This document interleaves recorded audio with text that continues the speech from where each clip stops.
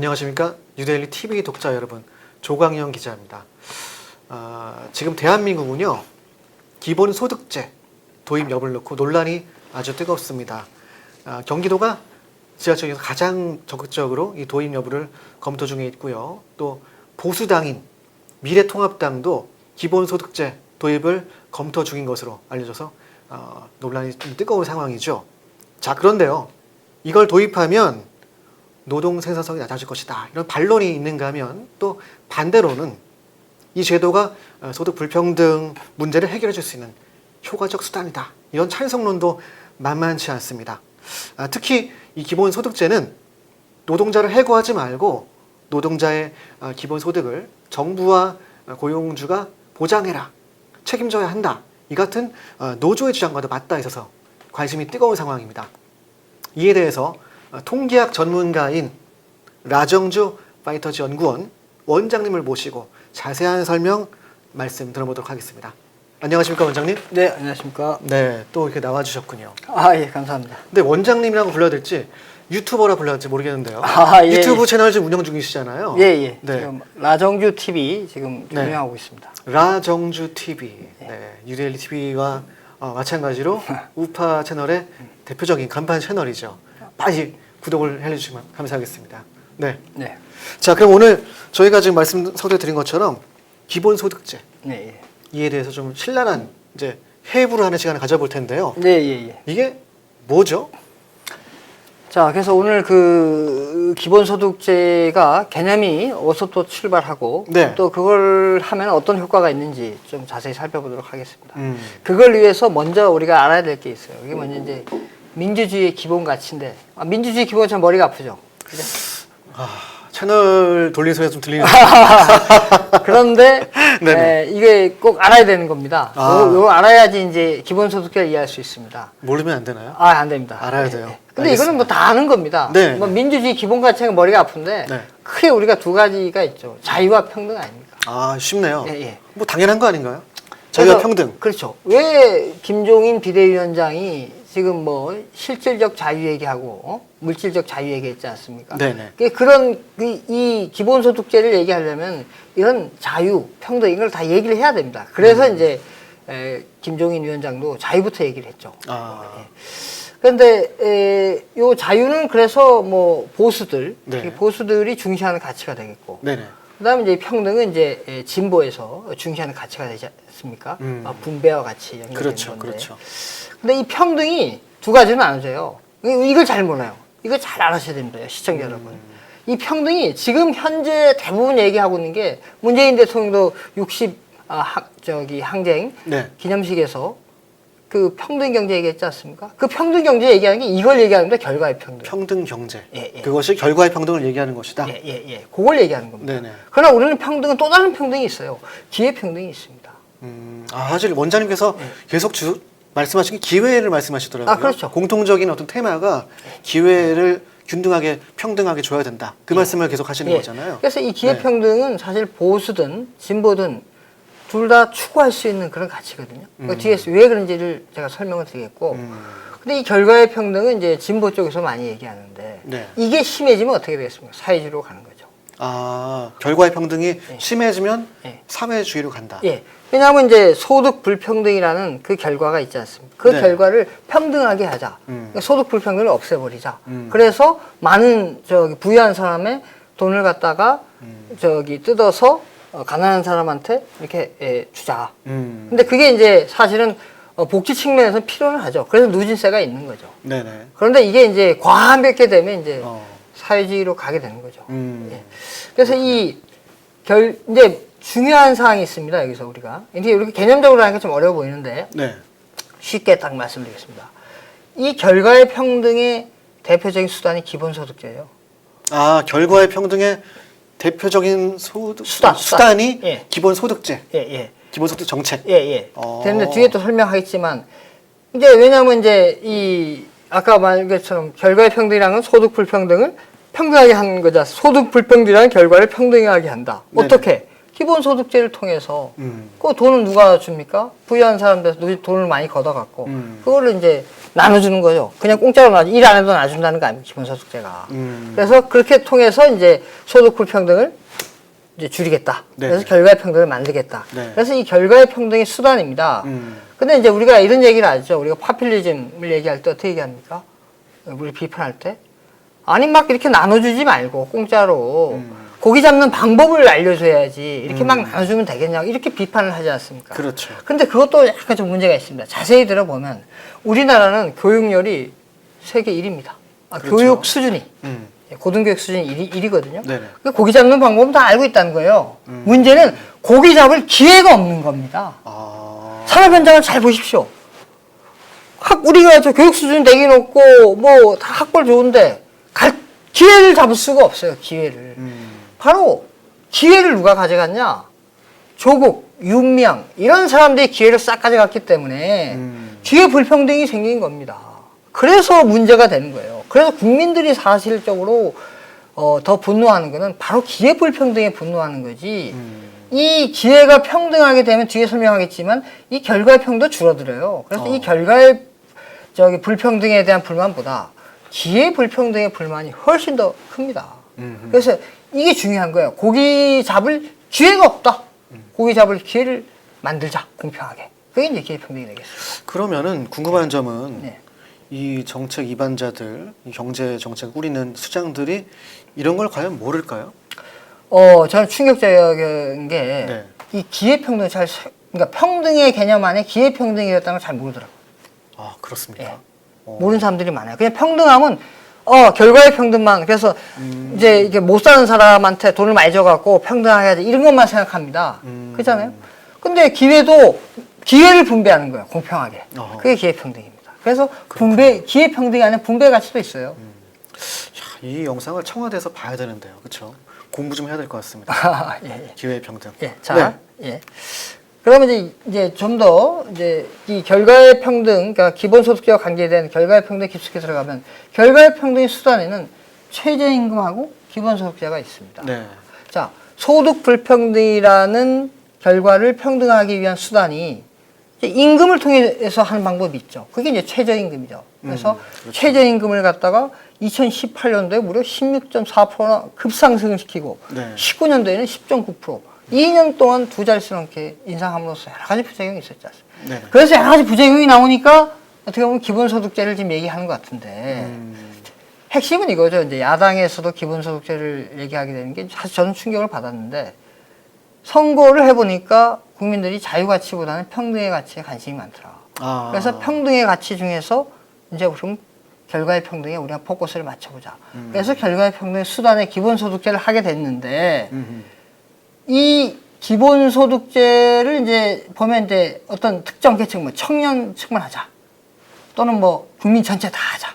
그래서 선별적, 보편적으로 나눌 수가 있습니다. 네. 근데 이제 야당 통합당 쪽에서 이쪽을 기본소득제 안에서 선별적을 얘기하는 것 같고, 이제 이렇게 좀 저쪽으로 많이 가는 분들은 이제 이 전 국민을 대상으로 보편적으로 주장하는 것 같아요. 근데 우리가 아주 중요한 사항이 있습니다. 이거 왜 하려고 그러겠습니까? 국민들이 표 얻으려고 하는 거죠. 그렇죠, 사실은. 자, 우리 지난번 대선으로 돌아갑시다.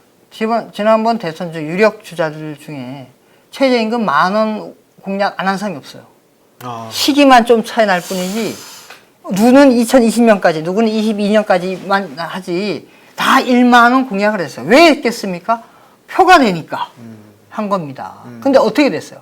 표가 된다고 해갖고 10,000원 가지도 못하고 문제가 엄청났죠. 2018년도에 16.4% 딱 올리니까 그때 제가 정확히 기억 안 나는데 10,000원은 아니고 지금 현재 2020년은 이제 8,590원이니까 그 밑인데 10,000원도 안 됐죠. 근데 그만큼 올려다고 난리가 나갔고 뭐 최저임금을 받는 사람들이 일자리가 잘리고 그렇게 되고 또 뭐 물가가 오르고 특히 또 최저임금을 대상자를 많이 고용하고 있던 자영업자들이 힘들어하고 그렇죠. 그래서 뭐 여러 가지 문제가 있었지 않습니까? 네. 그래서 제가 유념할 사항은 이 국민들이 좋다고 해서 10,000원 공약을 했는데 10,000원 가지도 못하고 이 최저임금이 여러 가지 부작용을 낳았거든요. 네. 그래서 국민들 대해서는 어떻게 시뮬레이션도 안 해보고 이런 국민을 갖다가 대상으로 시험을 하냐 했는데 이거 마찬가지입니다.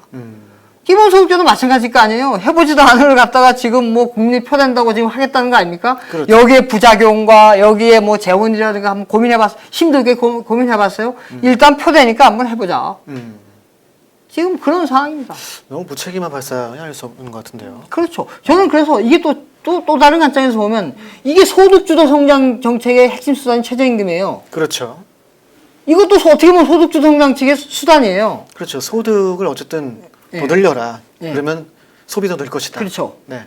그러니까 소득을 늘려주면 그걸로 갖다가 소비를 늘리고, 소비를 늘리면 거기에 필요해서 기업들이 생산을 늘리고, 그렇죠. 생산을 늘리면 생산을 하기 위한 일자리를 늘리지 않겠습니까? 이게 이제 소득주 성장의 선순환인데, 네. 그 수단 중에 하나가 최저임금이었고, 이게 뭐냐면 이전 지출이에요. 기본소득제가. 나라에서 그냥 일하지 않고 개인에게 주는 거거든요. 이전 지출입니다. 이것도 소득주도 성장 정책의 핵심 수단입니다. 그렇군요. 근데 그러면 얘기하고 싶은 게 이겁니다. 야당에서 어떻게 했습니까? 야당의 유력 정치인들도 지금 기본소득제 주장하고 있던데 그분들이 소득주도 성장 얼마나 비판했습니까? 다 반대를 하고 있죠. 얼마나 비판을 많이 했잖아요. 이것도 소득주도 성장의 수단이에요. 그리고 본인들은 모르고 있다는 얘기잖아요. 모르고 있는지 말만 약간 바꿔갖고 하고 있는지 잘 모르겠어요. 잘 심도 있게 아마 이런 좀 체계적으로 고민을 안 해본 것 같아요. 그러니까 지금 미래통합당에서 기본소득제 이것을 지금 뭐 사실상 도입을 아주 그 심층 논의 중에 있는데 예. 이 자체가 사실 소득 주도 성장을 뒷받침하는 어떤 하나의 수단이죠. 수단입니까? 네, 수단입니다. 그러면 결과적으로 소득 주도 성장을 미통당이 어떤 지지한다고 뭐 결과적으로 봤을 때는 그렇죠. 그러니까 그런 우를 범할 수 있다는 예. 얘기죠. 이게 지금. 그러니까 소득주도 성장 자체가 말이 안 된다. 성장이라는 게 소득주도 성장이 말이 안 된다고 얘기는 하고 있죠. 그래서 그러면 성장은 빼도 소득주도예요. 그럼 소득주도 어떻게 보면 분배인데 근데 좌우지간 소득주도 성장 그 수단이란 말이죠. 근데 그걸 엄청 비판하는 사람들이 똑같은 논리가 최저임금 10,000원 공약 시뮬레이션도 안 해보고 국민한테 이거 적용해갖고 난리가 난 것처럼 네. 기본소득제 한 번도 적용 시뮬레이션도 제대로 안 해보고 국민한테 적용하고 얼마나 많은 부작용이 나오겠습니까? 그 부작용이 나오는 걸 뒤에 설명드리겠습니다. 네. 기본소득제 핵심이 재원이 되지 않습니까? 아까 제가 앞에서 말씀드린 기본소득제의 이제 선별적, 예를 들어 청년층으로 한다. 청년층을 많이 얘기하고 있거든요. 왜 청년층을 얘기 많이 하냐면은, 노년층은 기초노령연금을 주지 않냐. 그렇죠. 청년들은 뭐 주는 게 없지 않냐. 그래서 청년층한테 우리가 기본소득제를 하자라고 얘기를 하고 있는데, 참 답답한 발상입니다. 왜 노인들한테 나이 많으신 분들한테 왜 기초노령연금을 줍니까? 그분들은 어떻게 하면 산업 현장에서 은퇴하고 또 물리적으로 육체적으로 좀 힘들잖아요. 그렇죠. 그럼 불가피하기 때문에 국가에서 기초노령연금을 주는 겁니다. 근데 청년은 지금 한참 취직해서 일할 나이고 또 취직할 수 있는 나이지 않습니까? 그다음 육체적으로도 충분히 일할 나이인데 근데 그거 준다는 거는 그건 논리가 안 맞는 거죠. 그러니까 저도 약간 얼핏 드는 생각은 짧은 식견으로는 말씀하신 것처럼 이 노년층은 이제 고용 어렵죠. 대상에서 좀 이제 멀어지는 그런 윤리적으로 그렇죠. 그렇기 때문에 이제 복지 차원에서 그렇죠. 그들의 어떤 생존을 보전해 주는 것이고 네. 청년층은 이제 취직하면 되잖아요. 그렇죠. 열심히 노력하면 되는데 마치 이런 것들을 좀 기본 소득이라는 것을 좀 보장해 주면 이 뭔가 근로 욕구 또 취직 욕구가 좀 떨어지지 않을까 좀 우려가 좀 됩니다. 네, 잘 말씀하셨는데 이제 뒤에 좀 설명을 드릴 겁니다. 네. 근데 하여튼 이 청년층한테 이제 기본 소득을 이게 준다는 게 그거만 청년층한테만 준다고 해서 그러면 이제 어떻게 주장하고 있냐면은 이렇게 전 국민 다한테 주는 게 아니고 뭐 예를 들어 청년층한테 준다 그러면 재원을 그동안 나와 있는 여러 가지 주는 것들이 많아요, 정부에서.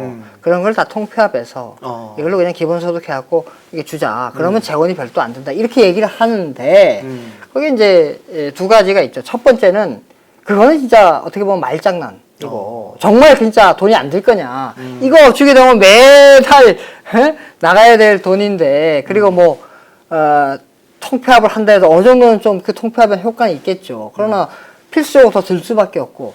그 다음에 두 번째, 통폐합한다는 얘기는 뭡니까? 기존에 주던 거 안 준다는 얘기예요. 그러면 조사모사지. 그러네요. 예. 줬다 뺐어? 여기 주고. 예. 그게 무슨, 그거예요. 정책입니까? 하지 말지. 그렇게 하면 기본소득이란 말 하지 말고. 그래서 무슨 뭐 이슈를 선점한다고 이렇게 하고 있는데 이 기본 철학부터 이렇게 논리적으로 잘 따져봐야 됩니다. 그래서 기본소득제를 하게 되면 필수적으로 재원이 들 수밖에 없다. 네. 세금이 들 수밖에 세금. 없다. 그래서 이 세금을 그럼 어떤 세금이 드냐?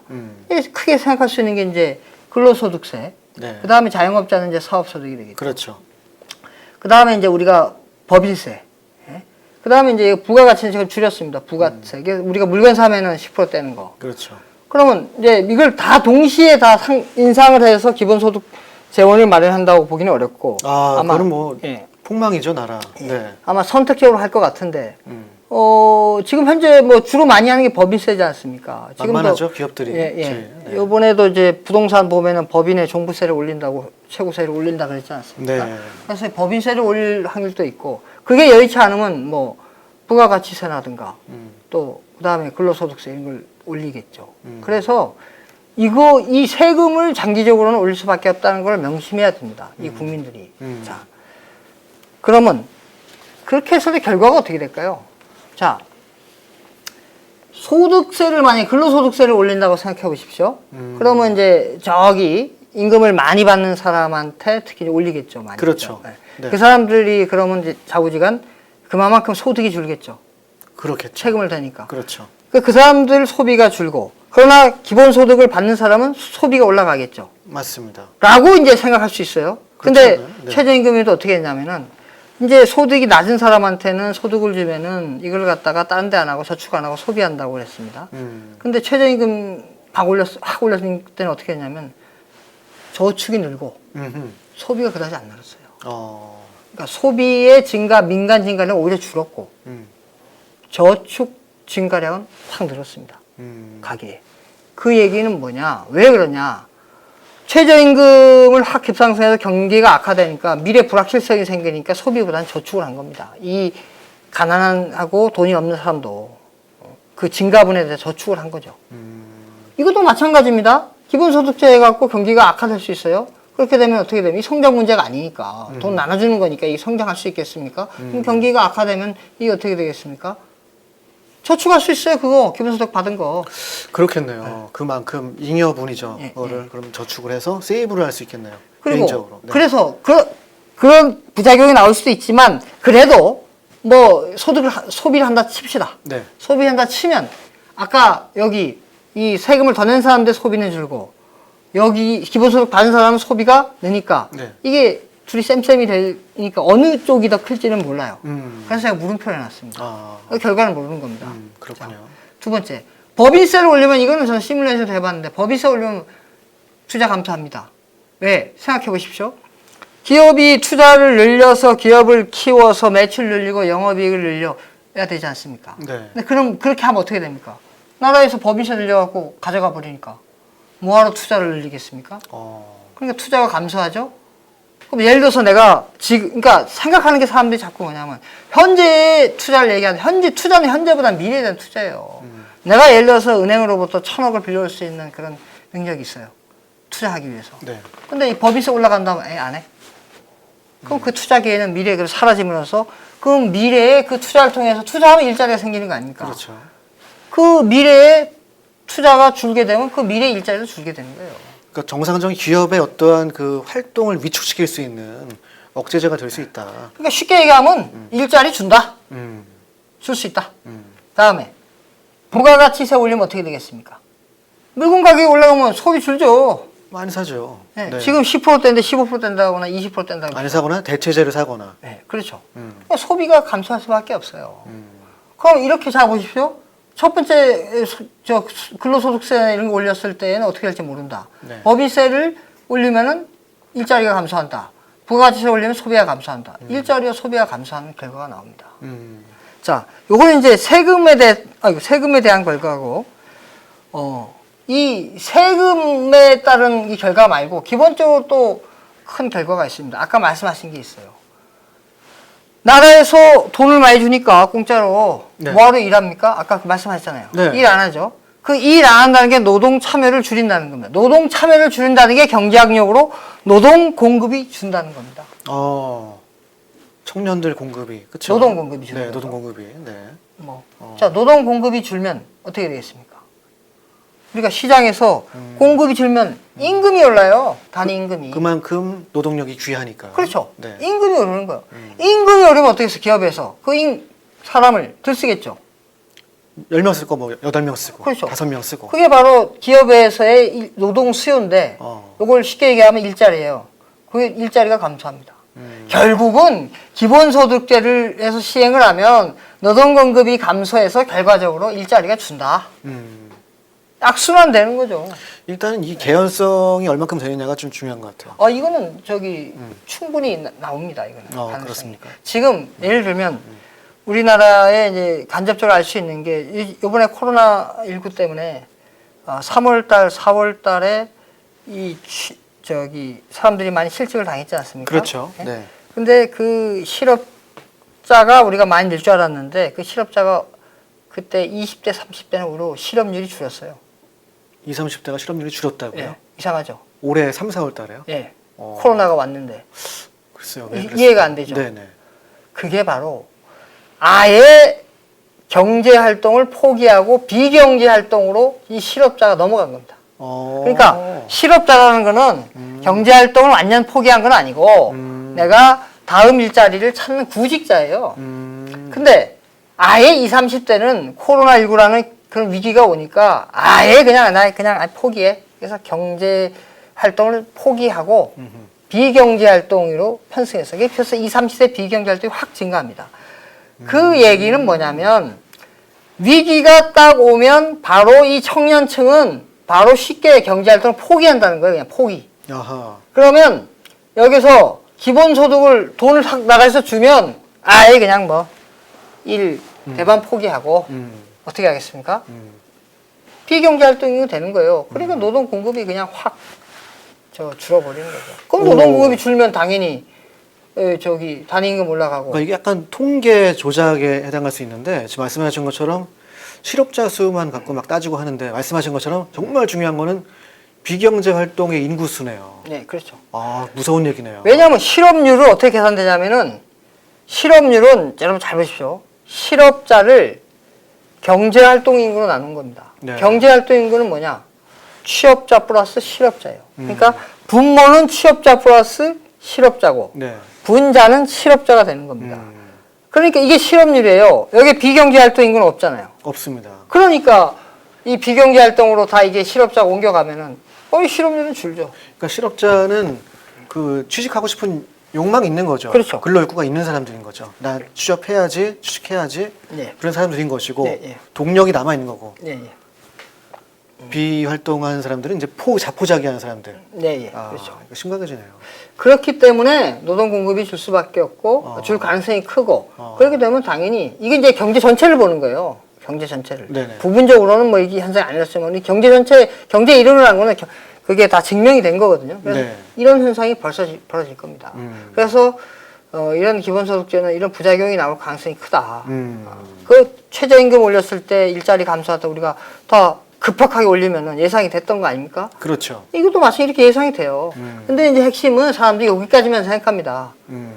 기본소득 나라에서 일하면서 돈 주면 일 안 할 거야. 그까지만 얘기하자요. 아까 그까지만 생각하셨죠. 그렇죠. 그 다음 일은 생각 안 하셨죠. 네. 이게 그 다음 일입니다. 임금이 상승하고 일자리가 줄게 된다.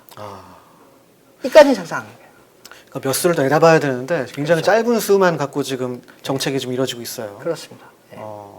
자, 그래서 이제 그 대안으로 아까 우리가 이제 기본소득제는 결과의 평등의 수단이라 했지 않습니까? 그렇죠. 그러면 이번에는 기회평등, 결과평등이 아니고 기회평등을 만약에 하면 어떻게 되는지 한번 살펴보겠습니다.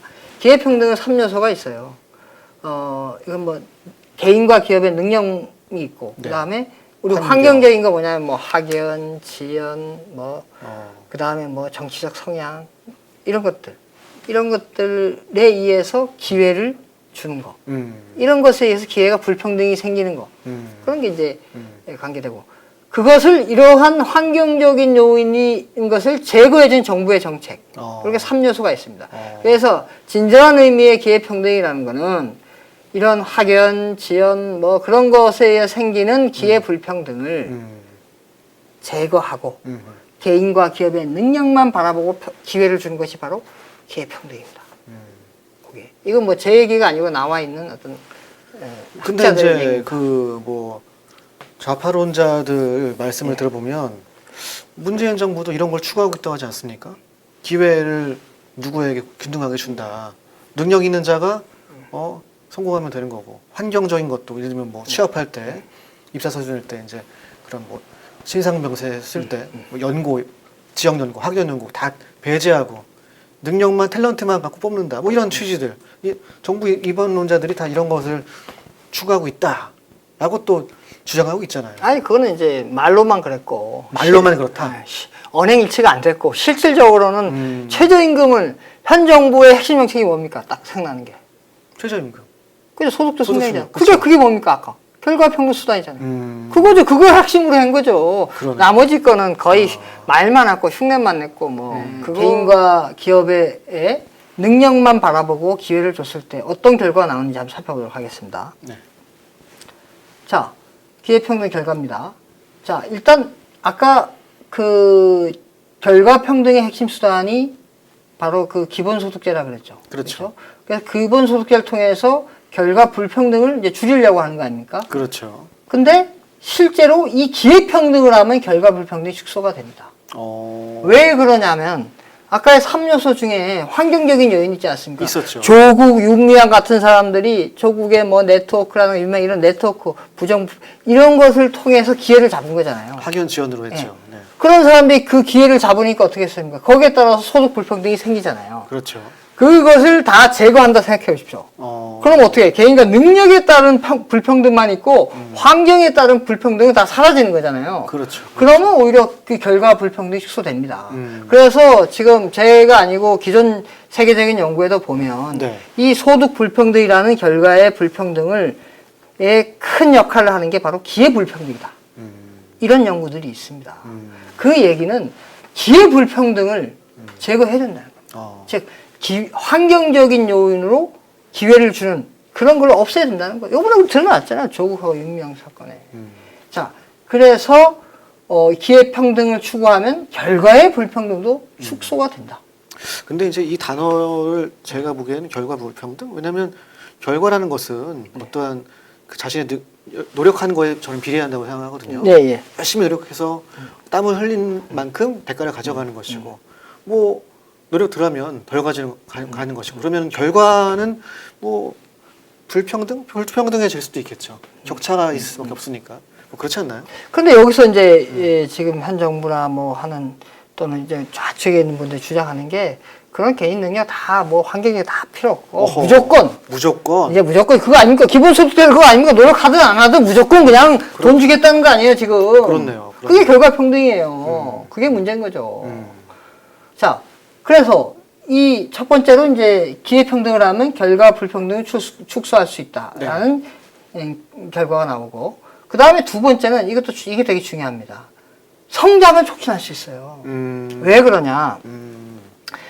기회평등은 개인과 기업의 능력만 바라보고 기회를 준다 그러지 않습니까? 그러면 능력이 뛰어난 사람들이 기회를 잡겠죠. 그렇죠. 그럼 어떻게 되겠어요? 파이가 커지겠죠. 그러니까 성장이 되겠죠. 그죠? 능력이 뛰어난 사람들이 그 어떤 산업 현장에 기회를 잡아서 보다 많은 파이를 만들어내면 성장이 될 거 아닙니까? 그리고 또 그 사람들 어떻게 해야 돼? 능력에 따라서 하니까 서로 간에 막 아이디어 내고 하니까 어떻게 해야 돼? 경쟁이 돼요. 그렇죠. 또 그거에서도 성장이 또 촉진됩니다. 네네. 그래서 네. 하여튼 이 기회평등은 성장을 촉진시킨다. 그래서 결과의 평등은 완전한 그냥 분배이기 때문에 어떻게 보면 뭐 능력 이런 거 따지지 말고 한 거기 때문에 이 성장이 안 나오죠. 그러나 이거는 성장을 촉진할 수 있다. 따라서 보수에서도 이 보수하면 무조건 보수도 좀 여러분들 시청자 여러분 잘 알아야 돼요.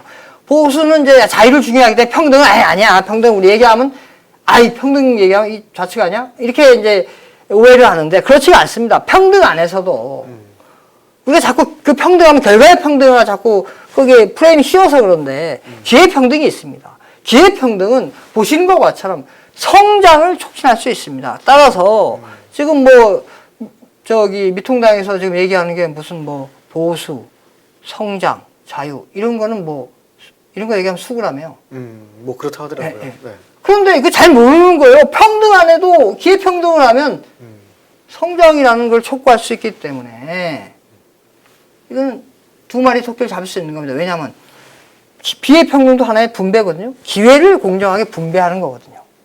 빵을 분배하는 게 아니라. 그럼 기회를 분배하기 분배가 되고 그렇게 되면 성장을 할 수 있고 그러니까 분배와 성장을 두 마리 토끼를 다 잡을 수 있는 거예요. 그래서 저는 이거는 바로 보수와 진보 공이 다 추구할 수 있는 가치다라고 봅니다. 예.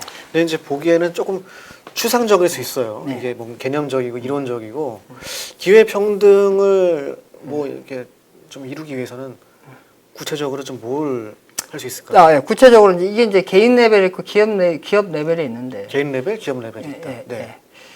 이제 예를 들어서 이제 개인 레벨에서는 이제 교육이 우리가 많이 될 거 아니에요? 교육. 예. 아. 조국 사태 왜 우리가 조국에서 흥분했습니까?